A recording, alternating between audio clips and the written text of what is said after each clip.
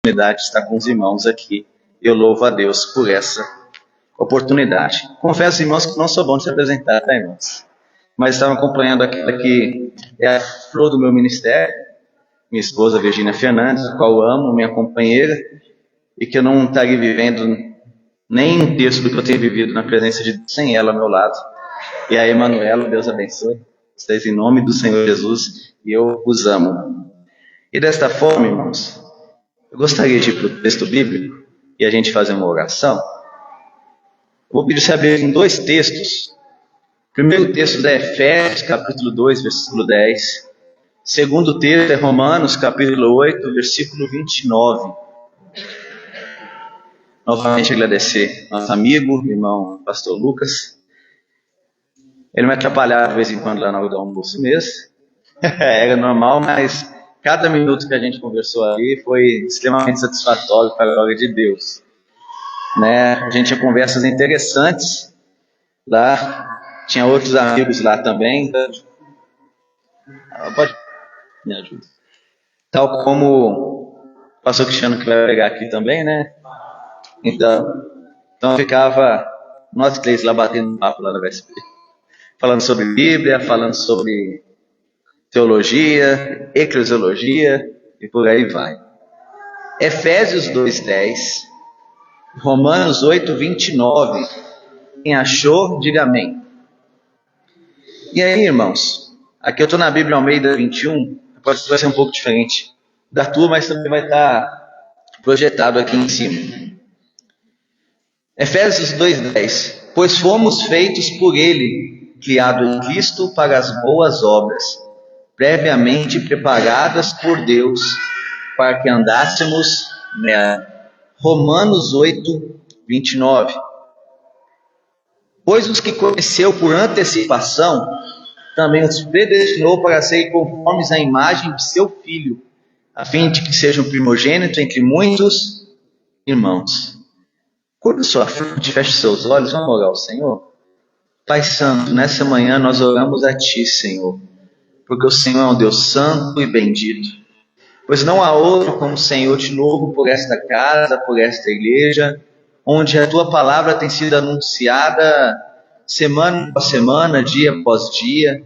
Louvo a Deus pela vida do pastor Lucas, que tem pastoreado essa igreja. Louvo a Deus por cada um dos irmãos e que nessa manhã, Espírito Santo, o Senhor nos auxilie, pois foi o Senhor que inspirou as Escrituras e também eu creio que o Senhor é aquele que vai nos auxiliar a ministrar a Tua palavra. É a nossa oração em nome do Senhor Jesus. Amém e amém. Irmãos, eu gostaria de falar com os irmãos sobre duas palavras que a gente viu interessante nesses dois textos. A gente vê tanto em Efésios 2, versículo 10, e Romanos 8, versículo 29, falando acerca de ser feito a imagem de Deus. De ser, como diz em Efésios 2:10, feitura sua, feito semelhante a Ele. Quando eu pego a Bíblia e eu observo as Escrituras, e principalmente nesses dois textos, nós vemos que Deus tem uma meta para todo cristão. E a meta para todo cristão é dia após dia ser semelhante a Cristo. Dia após dia ser parecido com Deus. Dia após dia a semente divina nascer nele, mudando o seu ser, mudando a sua vida, mudando o seu caráter, a fim de que esse homem volte ao projeto e seja parecido com o seu Pai. Porque nós, quando olhamos a questão da semente, se nós nascemos de semente divina, e nós sabemos que toda semente ela carrega consigo um material genético. Não tem jeito de eu plantar mexerica e colher melancia. Da mesma forma, Deus plantou a semente divina em nós, através do seu Espírito. E logo a meta de todo cristão é ser feito a imagem de Deus, a imagem do Filho. Só que essa imagem divina é um tema... Muito obrigado, Senhor. Essa imagem divina é um tema que não começa em Efésios, que não começa no Novo Testamento. E nessa manhã, o tema que eu gostaria de falar é sobre a imagem de Deus em nós. Qual é a história dessa imagem? Aonde ela está hoje? E o que ela me demanda que seja feito para que ela seja cultivada. Então, desta forma, nessa manhã, eu quero fazer essa exposição. Minha mensagem hoje é uma mensagem temática, porque às vezes um versículo a gente não consegue englobar um tema. E a gente precisa fazer uma análise em toda a Bíblia para entender melhor o que isso significa. Porque eu gosto muito da mensagem expositiva, mas também a temática é uma ótima ferramenta. E é a que eu gostaria de fazer uso nessa manhã. E quando eu falo da história da imagem de Deus, eu preciso entender que o nosso Senhor, Ele é criador de todas as coisas. Ele cria o homem no princípio de tudo. E quando Ele cria o homem com um propósito. Mas ainda assim, quando Ele cria o homem visando que este homem carregasse a imagem de Deus na terra. A palavra em Gênesis 1, 26, 27 fala exatamente sobre isso.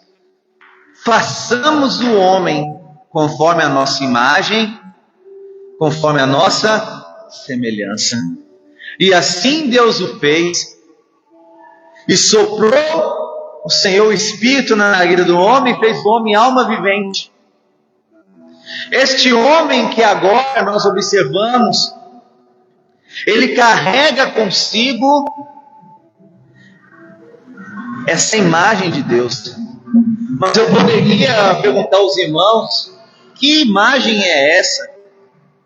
Porventura essa imagem de Deus no homem está em seu aspecto físico?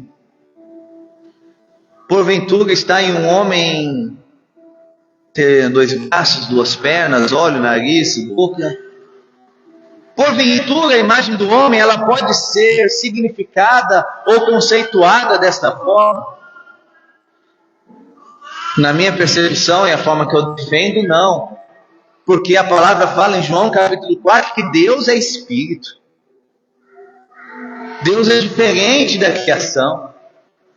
Deus é totalmente diferente do ser humano em formas físicas. Porque Ele é um ser espiritual. Ele não é um ser físico. Mas pastor, nós encontramos na Bíblia falando acerca do braço de Deus, da mão de Deus, do olho de Deus. Lembremos-nos que Deus é um ótimo professor e Ele nos ensina de maneira didática. Se dessemos o nome, seria uma linguagem antropomórfica que dá forma a Deus, que Deus permite e que ensina o homem mostrando uma forma para que o homem possa entender a sua ação. Mas nós sabemos que Jesus, que traz a revelação completa, Ele fala, o Pai é Espírito. E importa aqueles que o adorem em Espírito e em verdade. Então eu volto à pergunta, onde está a imagem de Deus no homem? Se não é no aspecto físico. Porque no aspecto físico, nós somos barro. No aspecto físico, nós somos feitos desta maneira. Mas nós entendemos que essa imagem de Deus está no aspecto moral e espiritual do homem. A palavra em Eclesiastes, capítulo 7, versículo 29, diz que Deus fez o homem reto, porém ele procurou muitas invenções. Mas Deus fez o homem reto. E por que falar isso, que Deus fez o homem reto? Porque nós entendemos através quando fazemos uma análise bíblica, uma antropologia bíblica, nós vamos ver que até nações que não conhecem o Senhor têm as mesmas leis que são parecidas. Porque dentro do homem está a imagem de Deus, que são seus valores, seus princípios éticos, morais, ou podemos dizer sua santidade. Essa é a imagem de Deus.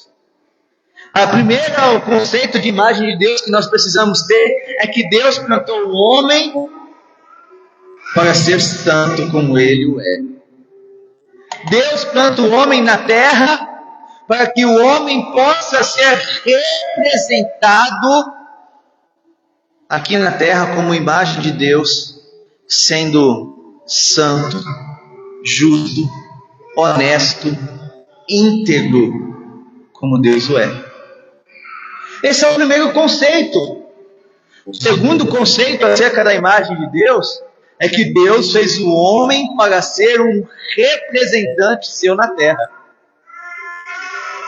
O homem, Deus é o governador de todas as coisas. Mas Deus que o homem fala, governe sobre a terra. Deus faz o homem para ser o seu representante sobre a terra.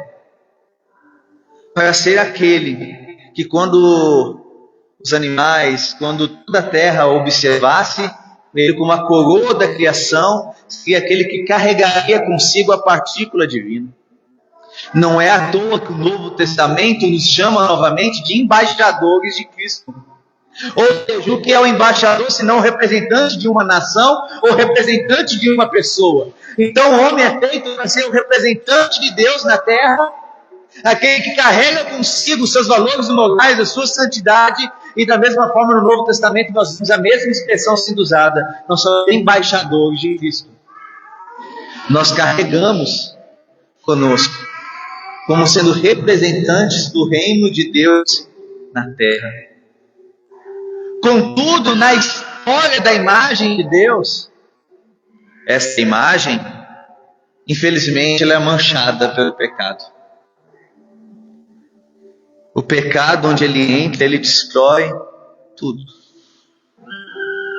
Gênesis capítulo 3 nos traz o relato da queda. O homem desobedece a Deus. O homem faz uso daquilo que Deus não permitiu para ele fazer uso, que era para o seu próprio bem. Se comer esse fruto, certamente morrerás. Deus está dando livramento para o homem através da orientação. Da mesma forma, hoje, Deus dá muito livramento para a gente através da obediência às Escrituras. Deus está dando livramento para o homem, mas o homem vai lá e desobedece a Deus, e agora a morte se apodera do ser humano. Mas a morte só se apodera do ser humano porque o pecado antes se apoderou do ser humano. E a gente vê agora, com os filhos de Adão, o primeiro homicídio acontecer. A gente vê a primeira mentira acontecer. A gente vê o homem se degradando, dia após dia. Como a Bíblia vai dizer que o homem é mau ou maquina maldades desde a sua meninice. Porque o homem foi manchado pelo pecado. E toda a área do homem, todo local que o homem possa tocar, ele está agora totalmente depravado, manchado pelo pecado. Não sendo totalmente ruim da forma que ele poderia ser em intensidade, mas em abrangência. Não existe área nenhuma no homem que não tenha sido afetada pelo pecado. O que isso quer dizer? A nossa moralidade foi afetada pelo pecado, a nossa saúde foi afetada pelo pecado, os nossos sentimentos foram afetados pelo pecado, a forma de enxergar o mundo foi afetada pelo pecado, as nossas relações humanas foram afetadas pelo pecado, a nossa espiritualidade, o nosso culto foi afetado pelo pecado, tudo foi afetado pelo pecado e logo manchou a imagem de Deus em nós, pois nós não conseguimos mais ser o representante de Deus na terra e Ele queria que fôssemos, porque o pecado mancha. O pecado vem para tentar apagar a assinatura que Deus fez em nós. Eu não falei que o pecado retirou. O pecado manchou. Mas Deus sempre olhou para o homem com um olhar de misericórdia. E isso é tão lindo, irmãos. Porque na história da imagem de Deus na humanidade, essa imagem também, irmãos, ela é manifesta de forma perfeita. Como assim? Cristo é enviado à terra. Ele nasce de uma virgem. formato de como a Emanuela está ali, um pequeno bebê que foi um feto, que foi um zigoto, que foi uma criança, um adolescente, um homem, um missionário. E na pessoa do Cristo, a gente começa a ver tudo sendo restaurado. Quando nós olhamos para Jesus, nós nos deparamos com o mesmo sentimento que talvez houve Filipe. Quando fala em João capítulo 14, versículo 9, ele mostra-nos o Pai. Qual é a resposta de Jesus? Filipe, quem vê a mim, vê o Pai. Eu sou a perfeita imagem do Pai, eu sou a essência do Pai, eu sou a imagem de Deus sobre a terra, Filipe, entenda, eu e o Pai somos um. Isso é tão lindo, porque Colossenses capítulo 1, versículo 15 nos diz, o qual, falando de Cristo, é a imagem do Deus invisível.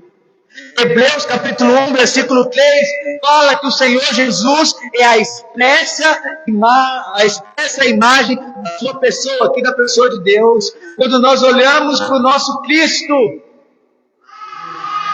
nós vemos tudo sendo restaurado ao início de todas as coisas. E aí eu aprendo uma coisa: Deus, quando cria o homem, Ele faz o homem à sua imagem e semelhança. Mas Deus, quando quer resgatar o homem, Ele faz Deus à semelhança de homens. Filipenses capítulo 2, versículo 7. Fazendo-se semelhante a homens, foi servo e obediente até morte, e morte de cruz. A desobediência do homem tira a imagem de Deus do homem. O homem, que o Deus que se fez homem, sendo obediente até o fim, devolve a imagem de Deus a nós. É tão lindo que do homem feito a imagem de Deus, e agora Deus se faz a imagem dos homens. E mostra como é o homem que Deus criou, como que era o agir do homem segundo a imagem e semelhança de Deus. O Senhor Jesus aqui assim agiu. Agiu dessa forma em nosso meio. Ele mostrou a compaixão, a misericórdia, a justiça. Hebreus capítulo 4, como o sumo sacerdote, fala que ele em tudo foi tentado, porém nele não houve pecado algum. Pensa comigo, irmãos, Adão estava em um jardim quando pecou. Agora Jesus está em um deserto de jejum, mas é fiel. É o contraste do primeiro Adão com o segundo Adão. Um Adão, alma vivente, o segundo Adão, um espírito vivificante. Porque todo aquele que nele crê recebe vida. Quando nós olhamos novamente o primeiro Adão, ele morre e a morte dele passa por todos os homens. E fala, porque a morte passou por todos os homens, agora pecamos.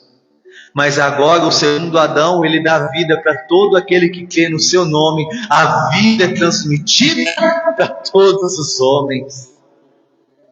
Irmãos, isso é tão lindo e tão interessante. Como Deus faz esse projeto, irmãos, e a gente não merece, por isso é graça. Deus se encarnar, fazer homem. João vai dizer que nós vimos a glória dele como a glória do primogênito do Pai, cheio de graça e de verdade. O nosso Salvador Jesus, Ele permite que essa imagem ela seja agora transmitida.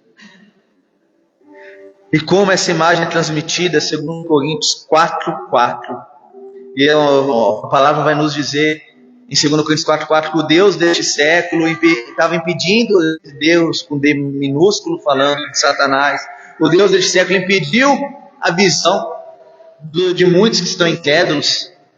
Aí depois fala, para que recebesse o Evangelho, a luz do Evangelho da glória de Cristo, que é a imagem de Deus. Essa imagem de Deus só tem uma forma de transmiti-la: através do Evangelho. As boas notícias de Cristo é a transmissão da imagem de Deus aos homens. Por isso que nós, antes de aceitar o Senhor Jesus, eu costumo falar na igreja que nós estávamos vivos de forma natural, mas mortos. Vivíamos mortos. E agora, quando nós aceitamos a Cristo, nós decidimos morrer para viver de verdade. Nós matamos algo para viver algo, enquanto o pecado matou algo para que tivéssemos uma vida fútil sobre a terra. Mas, através dessa pregação do Evangelho, através da ministração do Evangelho, essa imagem é propagada, porque o mesmo Espírito excelente que estava em Cristo, através da pessoa do Espírito Santo, é o Espírito que habita em nós. É o Espírito que habita em ti, é o Espírito que habita em mim. A palavra vai dizer que a todos que creram no seu nome, deu-lhes o poder de serem feitos filhos de Deus, nascidos não da vontade da carne, mas da vontade do Espírito e da vontade de Deus. A pregação do Evangelho nos leva ao ponto zero. Nós voltamos para o zero. E o que é o zero? Nós nascemos de novo. Nós agora nascemos de outra semente. Não mais da semente do Adão. Ok? Ainda temos corpos terrenos. E a salvação é um ato passado, somos salvos em Cristo. Um ato presente, estamos sendo salvos em Cristo. E um ato futuro, seremos salvos em Cristo. Porque ainda a salvação é um processo, que esse corpo de Adão vai ser revestido da glória de Cristo, e ele não vai nunca mais desejar o pecado. Mas enquanto isso, enquanto estamos corpos ainda feitos de barro, mas nós temos dentro de nós um Espírito que desceu do céu. Nós temos dentro de nós um Espírito que foi enviado, e esse Espírito, ele faz o nosso espírito nascer novamente. Nós somos habilitados agora a crer. Nós somos habilitados agora a viver o projeto de Deus novamente. E você pode talvez chegar nessa manhã, não sei como está a situação de cada um, mas você pode até dizer assim: o projeto de Deus na minha vida já foi embora. Deixa eu te dizer uma coisa: Deus mandou o Espírito Santo, e esse Espírito Santo, ele restaura projetos. Esse Espírito Santo, ele restaura o projeto de Deus na sua vida, o que Deus sonhou para que você fosse. Esse Espírito Santo que te restaura. É o Espírito da verdade, que ensina, que testifica, que transforma o homem. Essa imagem, ela é transmitida quando nós ouvimos essa pregação do Evangelho. É tão interessante, todos que passaram pelo ato da conversão, não é estar na igreja, são coisas distintas. O ato da conversão, e todo mundo vai lembrar do seu. Quem é cliente vai lembrar do seu. O dia que você chegou em casa e você chegou assim, você chegou no culto, foi diferente. Você chegou no culto, já foi correndo em casa, abriu a Bíblia, lendo, porque a nova criatura tem sede das Escrituras. A salvação não afasta o homem da Bíblia, aproxima. Gente, eu lembro que eu frequentei a igreja cerca de 7 meses antes de eu converter. Eu converti no dia 22 de dezembro de 2011, numa quinta-feira. Aí no testemunho a Virgínia ia para Belo Horizonte, eu tinha gostado de namorar com ela, eu falei assim: misericórdia, perdi a esposa, agora vai para BH, e eu estou enrolado. Eu falei assim: quer saber, eu vou para a igreja orar ao Senhor.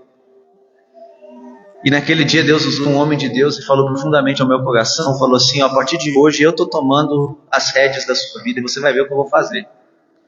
E eu me lembro que a minha expressão foi uma expressão de desistência, quando eu falei assim: tá bom, Senhor Jesus, não tem jeito, eu vou ter que te servir. Naquele dia eu cheguei totalmente diferente em casa. Naquele dia eu li 36 capítulos de Gênesis, num tiro só. Naquele dia, e todo culto depois desse era uma choradeira, irmão. Eu ficava no culto e chorando. Até um trem diferente, está acontecendo no meu coração. Aí Deus não permitiu dela ir para BH, e nós estamos aí com a petitinha, e Deus estava, glória a Deus, Deus fez um milagre. Mas o que eu quero dizer é que todo mundo sabe com a experiência de conversão, porque parece que algo que estava morto nasceu de novo. Algo que a gente nem sabia que estava morto em nós. Um colega meu de trabalho, certa feita, ele conversando, de não sei como vocês vivem essa vida. Vocês não podem isso, não pode aquilo, não pode aquilo outro. Eu me virei para ele e falei, você já sentiu o prazer no Espírito? Ele, não, o que é isso? Eu falei, exatamente, eu já senti, é muito melhor do que tudo isso que você está falando. É aquele sentimento que Jesus teve em Lucas capítulo 10, se eu não me engano. Os 70 foram enviados, os demônios, eles estão voltando. Eles estão alegres, Jesus repreende e eles falam assim, vocês têm que estar alegres com o teu nome escrito no livro da vida, mas o texto fala, mas Jesus se alegrou no Espírito. E fala, Pai Santo, eu te louvo porque você deste um entendimento aos pequenininhos. Mas olha, e Jesus se alegrou no Espírito. É a alegria que o mundo não pode dar. O fruto do Espírito, amor, paz, alegria. Uma alegria que quando meu pai faleceu, eu carregava, ele me deu uma frase, Deus me deu uma frase. Que muitos pensavam que o luto já tinha passado embora. Que eu estava sorrindo, Deus me deu uma frase que gravou na minha mente, eu falo dessa até hoje. Que meus olhos podem estar cheios de lágrimas, mas o sorriso que Jesus coloca em nosso rosto, nada e ninguém consegue retirar. Uma alegria inabalável. E por que eu estou falando isso? É a alegria da nova criatura que teve um espírito agora vivificante. Que é um espírito vivificante, um espírito que não somente ele nos dá vida, mas ele gera vida. Quem encontra em um crente cheio do Espírito Santo, em alguém que é salvo, aquela vida abunda, aquela vida conhece, a pessoa fala, por que essa pessoa é tão alegre? Por que essa pessoa está passando tanta luz, está em paz? Por que essa pessoa não desiste? É porque eu tenho em mim um Espírito que dá vida. Aceita o Senhor Jesus, e essa vida pode ir a você também. É um espírito vivificante. Egoísmo é se nós o guardarmos somente para nós. Egoísmo é eu não pregar esse evangelho falando que Deus tem essa imagem restaurada aos homens. Deus tem um projeto, irmãos. E daqui a pouco o próximo tópico, mas estou sentindo Deus continuar um pouco aqui. Estou escrevendo um livro, o primeiro capítulo é sobre semeadura, sobre, não é negócio de dinheiro não, tá, irmãos? Sobre ser a semente de Deus, sobre essas coisas. E o capítulo 1, eu só tenho título, que quando eu estava escrevendo, e depois eu parei, escrevi outro que está para lançar, e agora eu estou voltando a escrever esse. O capítulo 1 foi que Deus me moveu, eu estava lá no carro, e Deus falou comigo. A primeira semente que eu plantei foi dentro do homem. O homem foi o local que eu escolhi para plantar a minha semente. E está lá, eu preciso escrever esse capítulo ainda. Mas isso me leva a crer que o homem foi feito terra boa. Que o homem foi criado por Deus para um projeto específico, onde a principal coisa que foi plantada em nós é a própria presença do ser de Deus. A primeira coisa que foi plantada em nós. E Deus assoprou nas narinas do homem o Espírito, o ruar de Deus. Deus assopra sobre nós o Espírito que dá vida. E o homem é feito alma vivente. Deus escolheu você, homem mortal, sim, mortal, Homem cheio de falhas, sim, eu sou o principal. Mas Deus escolheu você para que carregasse essa identidade. Mas pastor, eu falho tanto. 2, juntos no clube. Pastor, eu falho, eu erro, amém. Mas Deus plantou em você a imagem divina. E por que eu estou falando isso? Que pode ser que às vezes no dia a dia a gente é pego por alguns questionamentos que vêm em nossa mente. Mas Deus continua falando. Foi você. Se você que está aqui nessa manhã, você que está na transmissão, foi você que Deus permitiu que essa mensagem fosse pregada e através de você essa mensagem alcançasse outras pessoas. Deus investiu em nós. Deus investiu em nós, si mesmo, a parte do seu ser. Irmãos, isso é lindo. É lindo pensar que como Deus confiou em homens falhos como a gente. Mas eu louvo porque a sua graça é exatamente isso.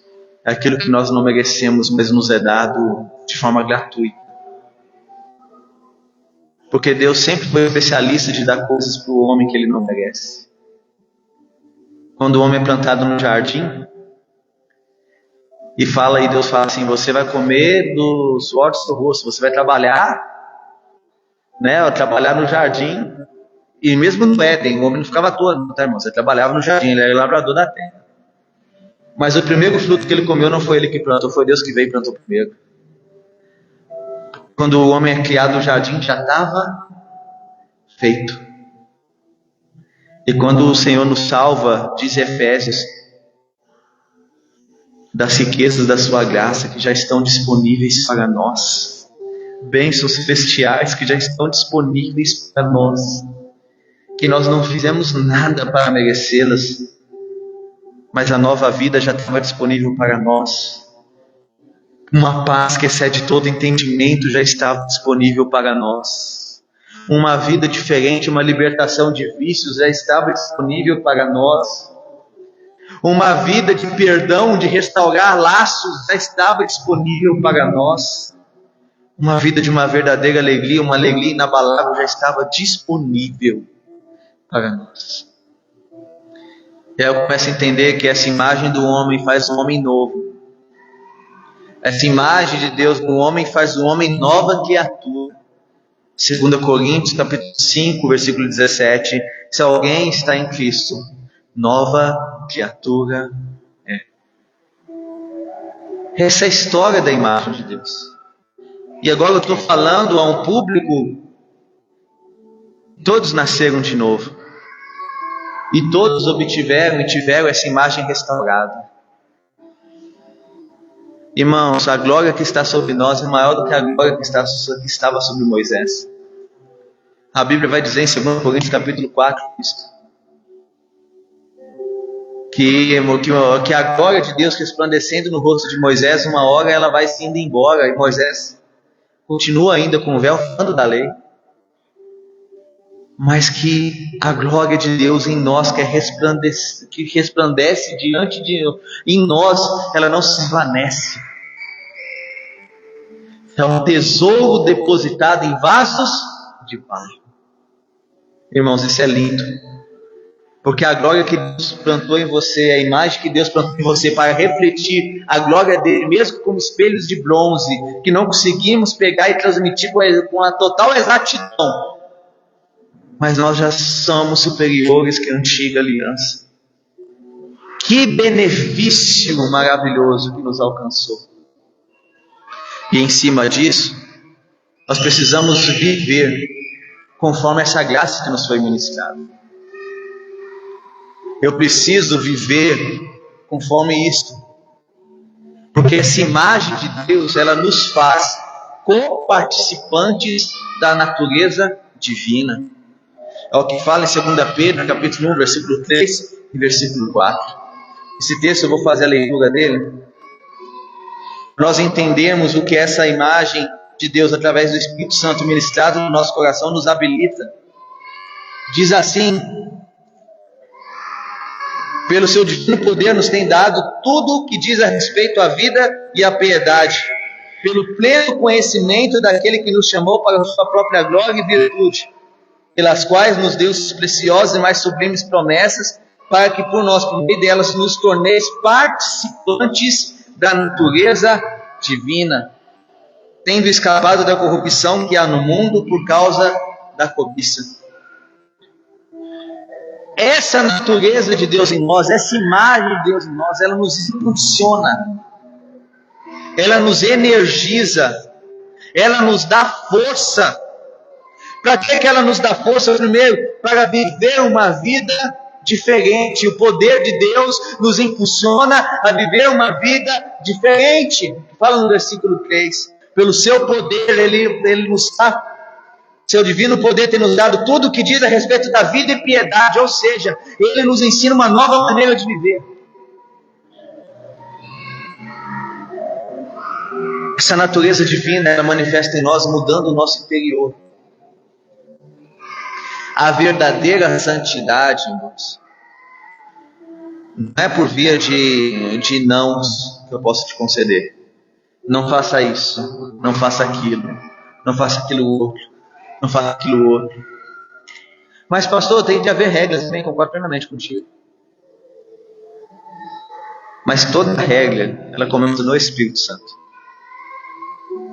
A palavra fala que nós não mais vivemos o ministério da antiga aliança, onde estão regras escritas em tábuas de pedra, mas em tábuas do coração. Por isso que quando você se converteu, antes de alguém falar qualquer coisa com você, você já sabia o que era certo e errado.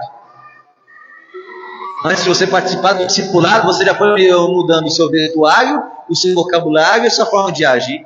Claro que o conhecimento, a leitura das Escrituras vai expandir esse potencial que há em nós.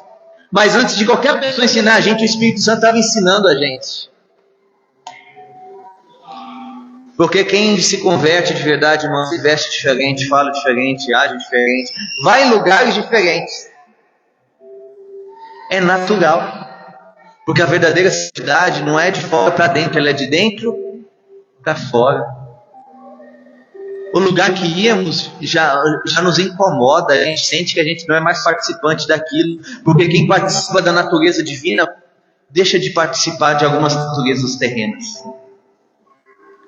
E fala que essa natureza divina, olha o texto, vos tornei participantes da natureza divina, tendo escapado da corrupção que há no mundo por meio da cobiça. Essa natureza divina me capacita a fugir. Aí você fala assim, não, pastor, só os covardes fogem. Irmão, tem graça que a gente tem que fazer igual José. Perna para quem te quero. Para que eu vou ficar num lugar sendo tentado para o Não, a graça de Deus me habilita a nem ir. Resistir ao diabo, ele fugirá de vós. Também vai falar, fugir dos desejos da carne, fugir da aparência do mal e fugir da idolatria. Tem coisa que a gente não dá conta, irmão, a gente tem que saber disso. E aqui o Espírito Santo nos dá a capacidade de escapar dessas coisas, pois não há tentação maior do que um filho de Deus que ele possa suportar. Não há. Nós temos a habilidade de fugir de ambientes de tentação. Fugir de tentações sem se contaminar. Jesus fica 40 dias no deserto, ele vai lá e através da palavra ele vence o diabo. Glória a Deus por isso. Na cruz ele vence novamente. Desce daí se tu é o filho de Deus. Ele vence novamente. E nós precisamos ter o pleno entendimento e ser co-participante da natureza divina. É deixar de ir em alguns lugares. É escapar da corrupção do mundo por meio dos desejos. E é exatamente isso que ele nos faz. Porque, irmãos, o homem, quando ele perde a imagem divina, ele se torna, aquele que era para ser governante da terra, ele se torna governado pelos seus desejos. O homem que era para ser diferente dos animais, ele passa a ser parecido, porque ele passa a agir por instinto. Caim sentiu inveja, teve que matar o irmão. Deus falou, o pecado já da porta, mas matou. E a gente vai vendo isso no ser humano. O ser humano sem Deus, ele é governado pela sua carne. Por isso que você vê que pessoas ficam madrugadas, acabando com a saúde, acabando com tudo, em vícios, e que ela quer largar e às vezes ela chega de manhã e fala, o que eu estou fazendo comigo? Mas aquilo está governando. Mas eu gosto quando eu olho as Escrituras, e agora nós não somos mais governados pela nossa carne, nós somos governados pelo Espírito Santo. Porque um dos, eu uso essa expressão, um dos gomos do fruto do Espírito. Aí depois o pastor Lucas fala assim, que é fruto do Espírito, não é frutos, é um fruto. Eu comprar com a mexerica 9 gomos. Tem uns que comprar com cacho de uva, cada um comprar de um jeito, né?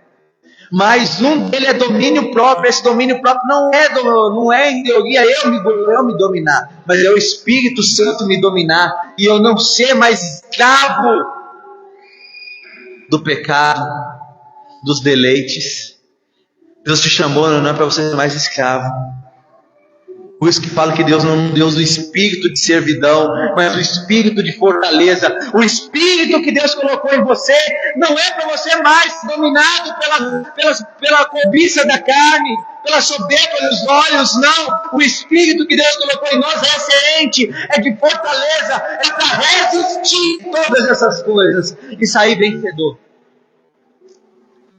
Então essa imagem permite que essa natureza divina, eu possa recorrer a ela que foi plantada em mim. Crente, será para eu pensar que o Espírito Santo habita em você? Quem habita em você, crente, é o Espírito Santo. Esse Espírito Santo, em Gênesis capítulo 1, versículo 2, ele pegava o caos da terra e ordenava o caos. A terra era sem forma vazia, caos. E o Espírito de Deus se movia sobre a face das águas ou sobre a face do abismo. Esse Espírito Santo que permitia que o caos ficasse em todo lugar, para que esse caos fosse a matéria-prima de Deus para fazer uma criação. Você acha que Ele, gente, não é capaz de te livrar das tentações? Você acha que Ele não pode fazer você um marido melhor, uma esposa melhor, um pai melhor, um filho melhor? Você acha que Ele não tem essa potência? Tem. Nós não vivemos pela lei, mas nós cumprimos a lei de Deus no Espírito. Nós não estamos nos 613 mandamentos, mas nós vivemos a lei de Deus no Espírito. E ainda do nosso lado aperta, porque trata a causa raiz, que é a maldade do coração do homem. E a gente precisa voltar e entender que essa nova imagem ela vai nos induzir para um caminho diferente, que é o caminho das boas obras, que foi o texto que lemos em Efésios 2:10. Somos feitura dele para as boas obras. Irmãos, Jesus Cristo morreu em nosso lugar, sim ou não? Agora nós precisamos viver o lugar de Cristo. E isso quero dizer, não é igreja não, por favor. A igreja é corpo de Cristo. A igreja é embaixador de... Somos representantes dele na terra. A gente precisa agir como ele agia. E como ele agia? Desfazendo as obras do diabo e apregoando o reino de Deus, curando os enfermos, expulsando demônios, fazendo bem a todos, não é isso? Deus tem um caminho de boas obras para nós. Antes, nós executávamos, como diz em Gálatas, capítulo 5, a partir do versículo 16, as obras da carne. Glutões, vivendo pelos seus instintos, como já dizemos aqui, como já falamos. Mas agora, somos chamados para viver um caminho que Deus preparou para nós, chamado caminho das boas obras. As nossas obras não nos salvam, irmãos, mas ela nos testifica que somos salvos. Ela é a prova viva de que somos salvos. Porque a gente não consegue agir da mesma maneira, irmãos. A gente vê alguém passando dificuldade, luta, algumas tribulações, a gente não consegue ver a pessoa da mesma maneira. O nosso espírito muda, a gente quer ajudar, sim ou não? E o que eu estou querendo dizer, Deus preparou um caminho de boa obra para você agir de forma diferente. Um caminho de boa obra, uma obra santa, uma obra justa, uma obra de misericórdia e uma obra de amor. E todas essas obras serão testadas diante de Deus. O que temos firmado no firme fundamento, o que temos construído em Cristo, essas obras serão testadas no tribunal. Mas nós agora estamos em Cristo, nós somos geradores de boas obras. Nosso comportamento com a nossa família agora é diferente, nosso comportamento no trabalho é diferente, o que geramos é diferente. A pessoa mentia dado no trabalho, agora tem que colocar a verdade. A pessoa enganava, pedia dinheiro emprestado, não pagava, agora tem que pagar as dívidas. A pessoa cometia crimes, agora vai falar a verdade, vai parar de cometer mentira, vai falar a verdade, não trabalhava, vai trabalhar.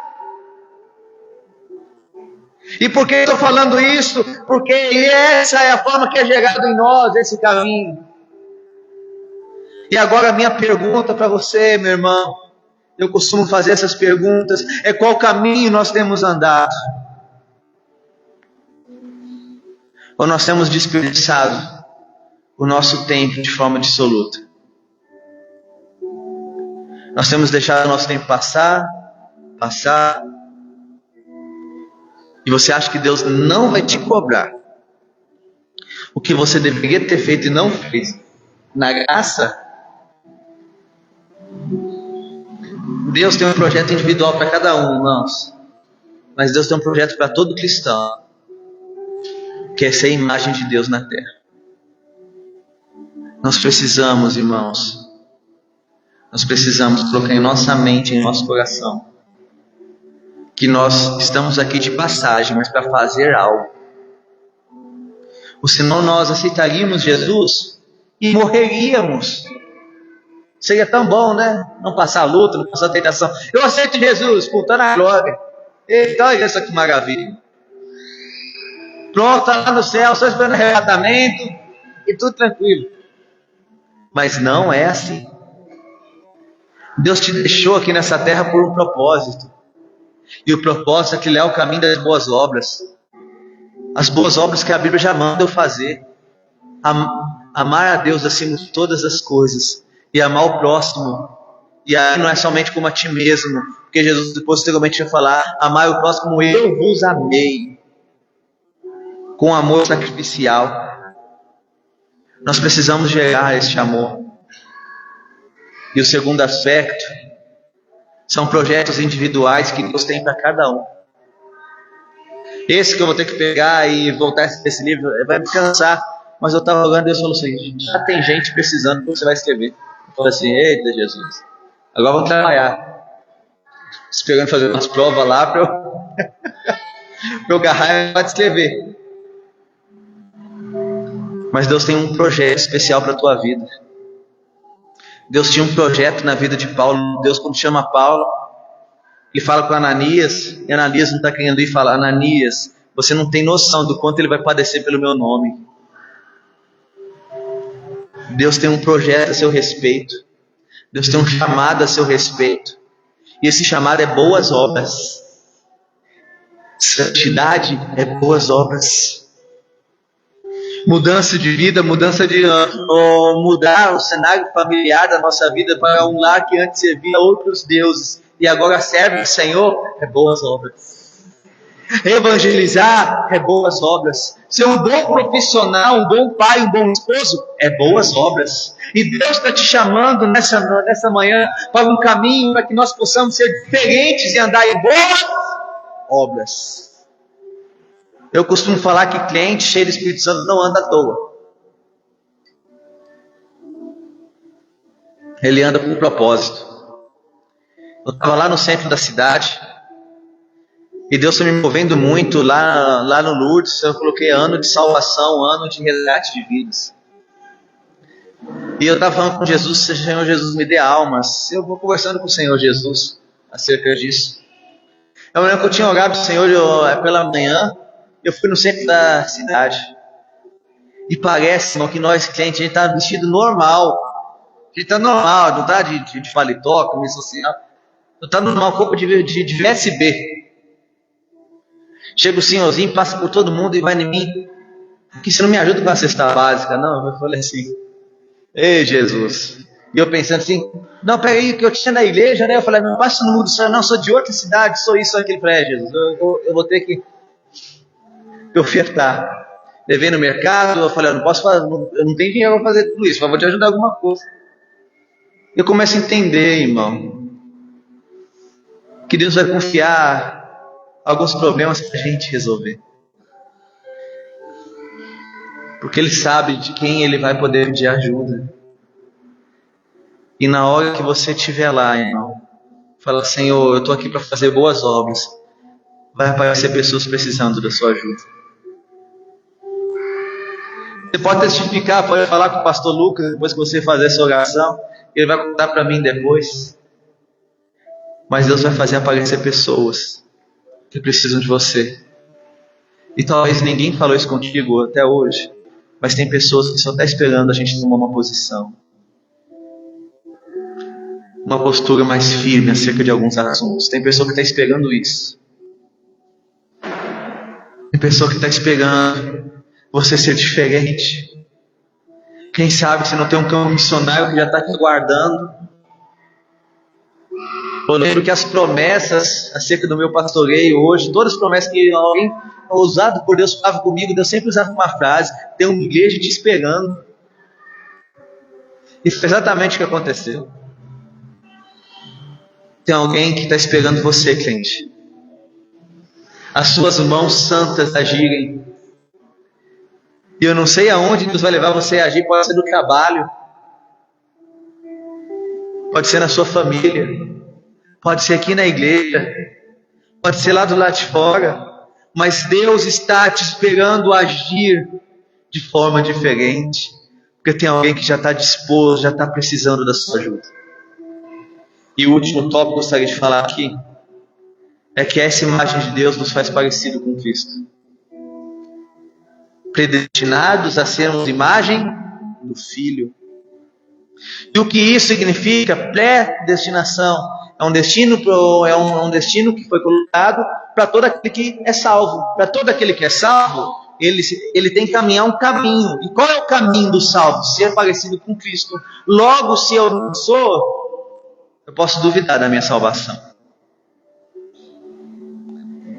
Porque não tem como. Quem é salvo, qual que é o destino que Deus estabeleceu para ele? Ser parecido com Cristo. Se eu não estou caminhando esse caminho, será que a salvação vai na minha porta mesmo? Ou será que eu estou a rejeitando? Estou jogando essa salvação para escanteio do lado. Por que eu estou falando isso, irmãos? Porque esse é o destino do cristão. Por isso somos cristãos. Os crentes em Antioquia pareciam com Cristo e fomos chamados de cristãos. As pessoas têm que olhar para nós e olhar e falar assim: rapaz, essa pessoa parece com Jesus.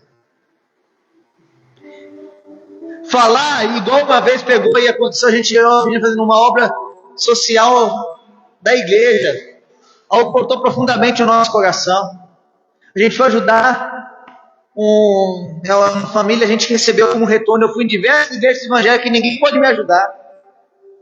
Uma coisa boba, irmão, dá uma cesta básica. Ninguém me ajudou, vocês ajudou. Falei assim: não é a gente, é o corpo do Cristo, né, irmãos? Por favor, não estou engrandecendo, não. Eu estou só citando esse exemplo.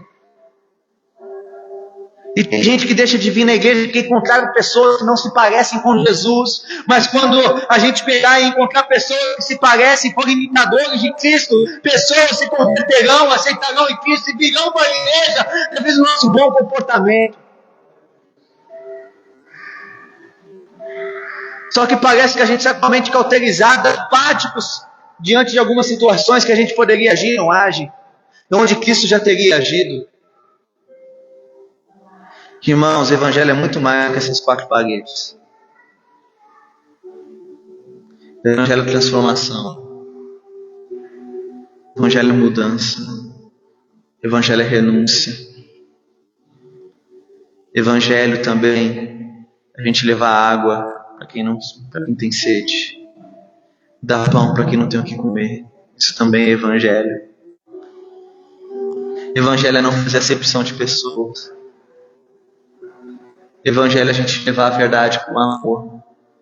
A gente abraçar pessoas e falar que Jesus Cristo muda, mas também não despedir as pessoas com fome da igreja.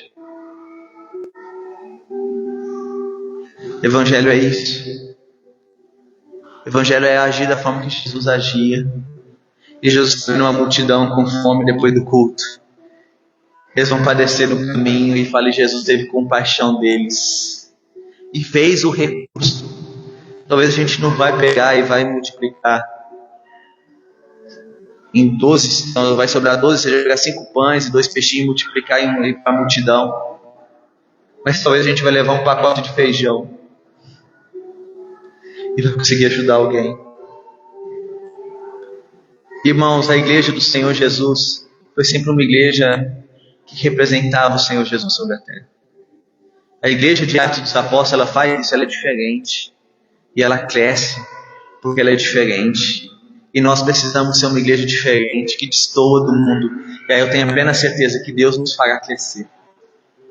E Deus fará crescer, e daqui a pouco vocês vão ter que mudar de lugar em nome de Jesus. Porque Deus vai dar crescimento tal, porque nós somos diferentes. O mundo anseia uma igreja diferente. O mundo aguarda uma igreja diferente. E nós precisamos ser esta igreja. E pode ter certeza que o que eu estou falando aqui está totalmente alinhado com o que eu falo com as minhas ovelhas. E está totalmente alinhado com o que um dia o pastor Lucas pregou lá na igreja também. Nós somos diferentes porque nós carregamos uma imagem. E nós somos portadores dessa imagem. E nós precisamos honrar essa imagem. Como 1 Coríntios capítulo 11, versículo 1. Olha o que Paulo diz: sede meus imitadores, como também eu sou de Cristo.